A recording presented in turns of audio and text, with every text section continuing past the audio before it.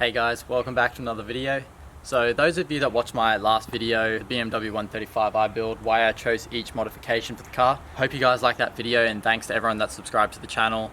Subscribers are growing, so that's awesome. So today I'm going to make a video on how to transform your 1 Series into a 1M. And many of you have actually requested that video, so I'm going to do it in 2 stages because the front of the car is quite in-depth and the rear of the car is in-depth as well. So today I'll be covering everything on the front of the car and how you guys go about it. Alright guys, so I'll show you what you need to do to basically to remove the panels and stuff like that. So to remove everything, what you do first is basically undo all the screws on the front of the bumper, the screws that hold the bumper up in the corners, and there's a few screws up the top there. After you do that, the front bumper should just come off. To do the job, it's easier if you put the car on jack stands and take all the wheels off. And then from there, you basically want to pull out all the guard linings which sit inside around the wheel. And it's not that hard, there's just a lot of screws inside there which you undo. And then from there you want to work at the front fenders, and there's just a few bolts on top, and then bolts that you can access from inside the door and through the inside of the fender, and then you'll remove the fender. So to pull everything off the car is quite easy. You guys will kind of work it out. It's just you to locate the bolts and stuff and unscrew things. The panels and stuff will come off. The things that I want to tell you guys in this video is the things you actually need to do and change in order to do the 1M conversion. So you do need to buy all the new guard linings for the inside, as the 1M guard linings are a lot wider. To fit them, you will need to remove the suspension from the top of the top mount. So you just have to unscrew those 3 points. This is a MCA coilover, so it might look a bit different to the stock setup. But you basically just want to remove those 3 bolts. There's a, I'm not too sure on the part is underneath, but there's a big bolt on the bottom. And you basically undo that bolt and you can pull the suspension down and out. So the 1M guard linings actually have a hole in the top that the suspension sits through. So you have to remove the top of the suspension, pull it out and slide the guard lining over it. It's not a 2-piece like the factory 135i guard linings. I do that before I put the fender on, just so you don't damage it. Another thing is, a lot of the pieces you can actually use the 135i parts, like the cover that sits in the guard lining to access the back of the headlights.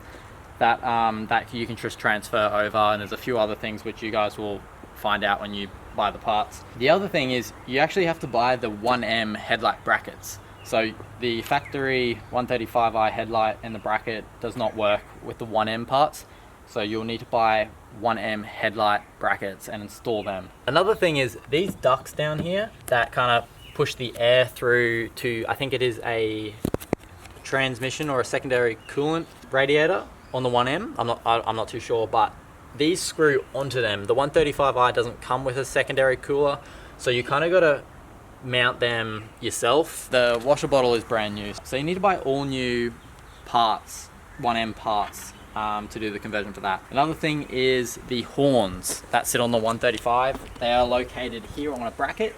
If you watched my Dark Knight 2.0 reveal video, you'll actually see a photo of where I had pulled it off. You will have to pull that bracket out, take the horns off, and mount them to the front bar. One of the leads is quite long, and run it all the way over to the other side and mount it there. So they both sit behind the bar, kind of like that far apart.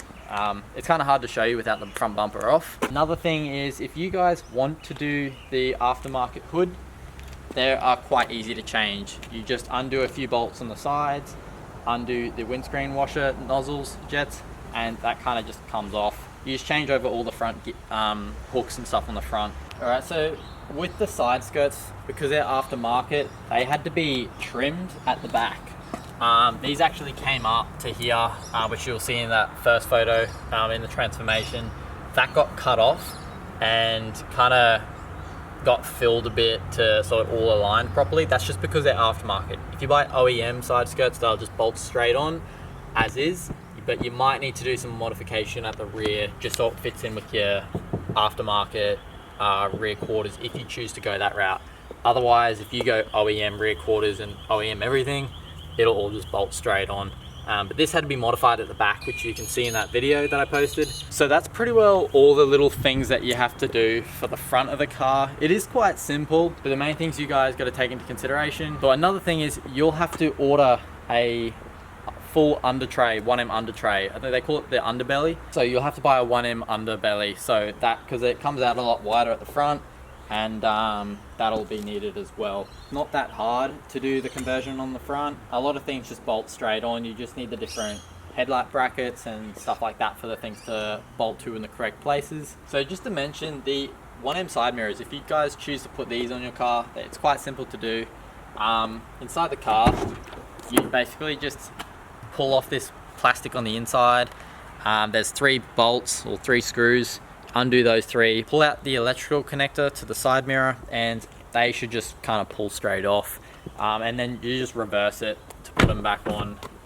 They're quite easy to do. If you guys have any other questions on things about the 1M conversion, post in the comments below. I can always cover it in another video. And I am going to make a second video for the rear end of the 1M conversion. But those of you that want to know the work involved, for the rear of the car. So if I have forgotten to mention anything about the front end, and you guys post it in the comments below, I'll talk about it in the stage 2 of this video, which is the rear end of the 1M conversion. Anyway guys, that sums it up for this video. So for those of you that enjoy watching the videos or just want to, I guess, follow the journey of this car, please subscribe to the channel. So one thing to mention is when I hit 1,000 subscribers, I want to say a little thank you and do a giveaway to my subscribers. So that's something I'll be doing when I hit 1,000 subscribers. I'm still trying to think of what I should give away.